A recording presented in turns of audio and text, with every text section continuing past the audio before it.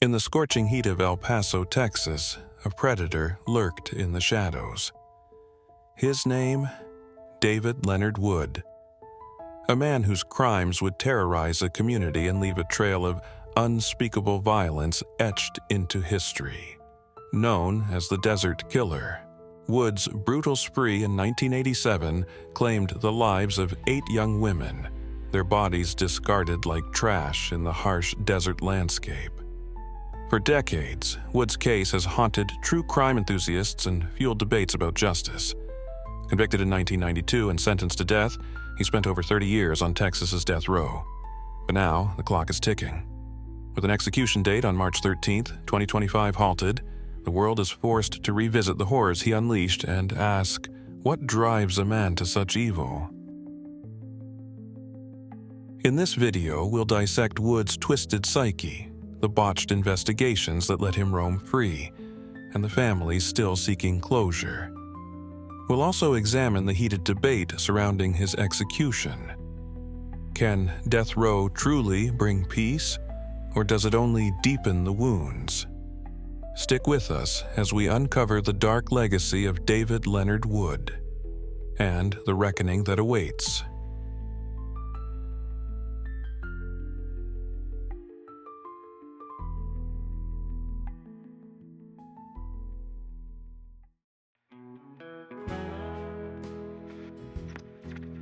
Before he became known as the Desert Killer, David Leonard Wood was just another child growing up in Texas. But beneath the surface of his seemingly ordinary life lay the seeds of something far darker, a troubled childhood that would later spiral into unimaginable horror. David Leonard Wood was born on June 20, 1957, in San Angelo, Texas, the second of 4 children in what looked like a typical middle-class family. In the 1960s, his father, Leo Wood, moved the family to El Paso for a prestigious job at the El Paso Electric Company.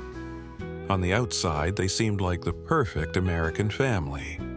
But behind closed doors, things were far from perfect. David's mother, Betty, struggled with severe mental health issues. She was hospitalized for months and subjected to electroconvulsive therapy, a treatment that left her emotionally fragile. After her release, Betty turned to prescription drugs to cope. The tension between Betty and Leo often erupted into violent arguments, leaving their children caught in the chaos. While other kids were enjoying carefree childhoods, David's life was anything but stable. He and his siblings were shuffled between relatives' homes and foster care, a constant reminder that his family was falling apart. David struggled in school from the very beginning. He had to repeat both the 1st and 3rd grades due to failing grades and behavioral issues. Teachers described him as hyperactive and nervous, traits that hinted at deeper problems brewing beneath the surface. As David grew older, his troubles only deepened. By the early 1970s, he had developed addictions to alcohol and drugs. He spent most of his time outdoors, wandering aimlessly through the desert landscapes of El Paso. At 17 years old, David dropped out of Parkland High School after repeating 9th grade. With no direction and no prospects, he tried joining the Army but was rejected. Instead, he took on odd jobs and manual labor, but his life was already heading down a dangerous path. In August 1976, at just 19 years old, David Leonard Wood committed his first known crime, a chilling precursor to what would come later. He was arrested for indecency with a child. Convicted in 1977, he served 2 years in prison before being released on parole in December 1978. David Leonard Wood's troubled childhood laid the foundation for something far more sinister. What happened next would shock El Paso and leave scars that still linger today. Stay tuned as we uncover how this troubled young man became one of Texas's most infamous serial killers.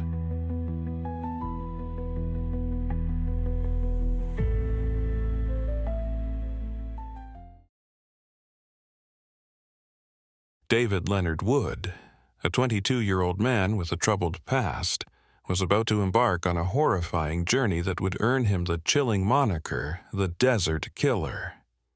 In just 8 days, Wood committed 2 brutal, indecent assaults that would set the stage for his reign of terror. First, a 19-year-old female acquaintance fell victim to his savage desires. Then, barely a week later, he struck again. This time, his prey was an innocent 13-year-old girl. Justice seemed swift. Wood was convicted and sentenced to 20 years behind bars. But the system that was meant to protect society would soon fail it in the most catastrophic way.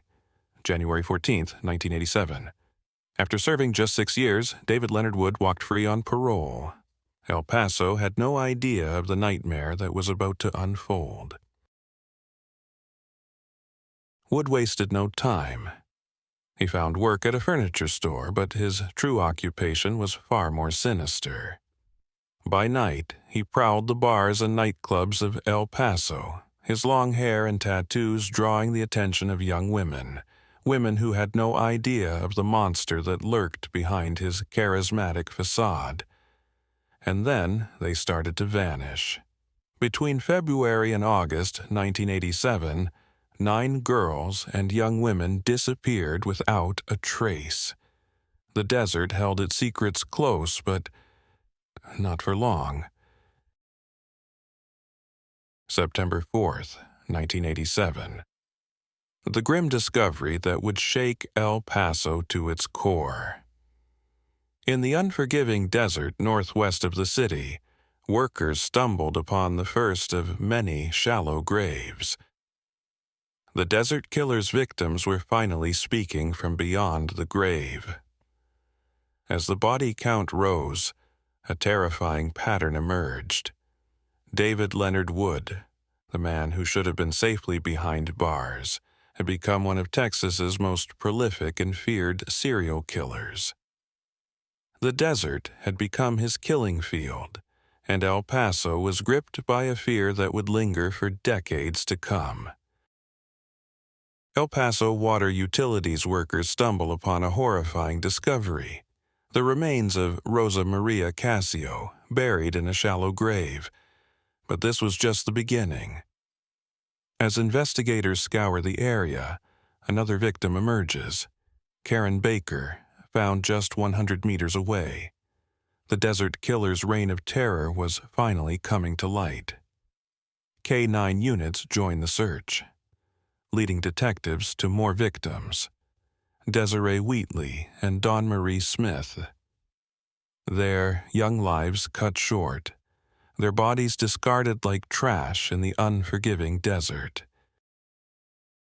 But it was the testimony of Judith Kelling Brown, a local prostitute, that would break the case wide open. She described a harrowing encounter with a tattooed man in a pickup truck, a man who matched the description of David Leonard Wood. Wood, a convicted sex offender recently released on parole, suddenly became the prime suspect. The pieces of the puzzle were falling into place.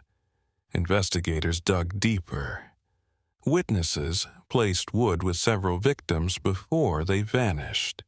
His pickup truck, matching the description given by Brown, became a crucial piece of evidence. On October 23, 1987, the net closed in. David Leonard Wood was arrested, charged with kidnapping and the indecent assault of Judith Kelling Brown.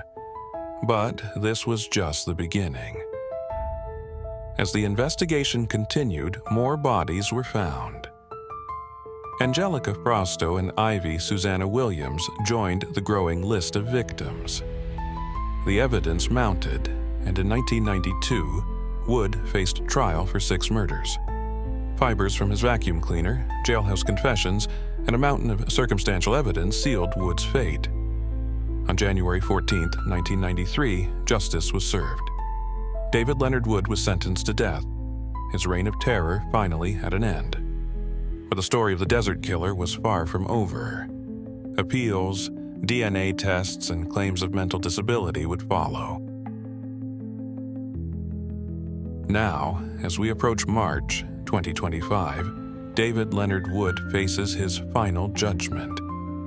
The date of his execution looms, a chilling reminder of the lives he took in the terror he unleashed on El Paso so many years ago. And so, the story of David Leonard Wood, the Desert Killer, comes full circle. From the depths of his troubled childhood to the heights of his heinous crimes, his legacy is one of terror and tragedy. As we reflect on the lives lost and the families forever changed, we are reminded that justice, though delayed, can still be served. The desert may have hidden his secrets for a time, but in the end, it was the relentless pursuit of truth that brought him to justice. This is the end of our journey into the darkness of David Leonard Wood's world. But it is also a testament to the resilience of those who suffered and the courage of those who sought justice. Thank you for joining us on this haunting tale.